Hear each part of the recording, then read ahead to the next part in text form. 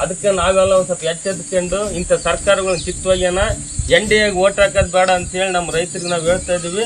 2024 ಏಪ್ರಿಲ್ನಲ್ಲಿ 26ನೇ ತಾರೀಕು ಲೋಕಸಭಾ ಚುನಾವಣೆ ನಡೆಯುತ್ತಿದ್ದು, ಲೋಕಸಭಾ ಚುನಾವಣೆಯಲ್ಲಿ NDA ಮಿತ್ರ ಪಕ್ಷಗಳು ಸೋಲಿಸ್ತೀವಿ ಅಂತ ಪ್ರಮಾಣ ವಚನ ಮಾಡ್ತಾ ಇದ್ದೀವಿ. ರೈತರ ಆತ್ಮಹತ್ಯೆ ಮಾಡ್ಕೊಂಡಿದ್ದಾರೆ. ಆ ಆತ್ಮಹತ್ಯೆಗೆ ಸಾಕ್ಷಿಯಾಗಿ ರೈತ ಕುಟುಂಬಗಳನ್ನ, ರೈತ ಮಾಲೀಕರನ್ನ ಭೂಮಿಯನ್ನು ರಕ್ಷಣೆ ಮಾಡುವುದಕ್ಕೋಸ್ಕರ ನಾವು NDA ಸರ್ಕಾರವನ್ನ ಸೋಲಿಸ್ತೀವಿ ಅಂತ ಶಬ್ದ ಮಾಡ್ತಾ ಇದ್ದೀವಿ.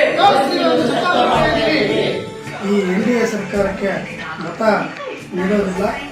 ಏನಿದೆ ಇವತ್ತು ದೆಹಲಿಯಲ್ಲಿ ಸುಮಾರು 1,25,000 ಜನ ಏನು 13 ತಿಂಗಳು ಧರಣಿ ಮಾಡಿದ್ದಾರೆ. ಆ ಧರಣಿಯಲ್ಲಿ ಸುಮಾರು 757 ಜನ ಹುತಾತ್ಮರಾಗಿದ್ದಾರೆ.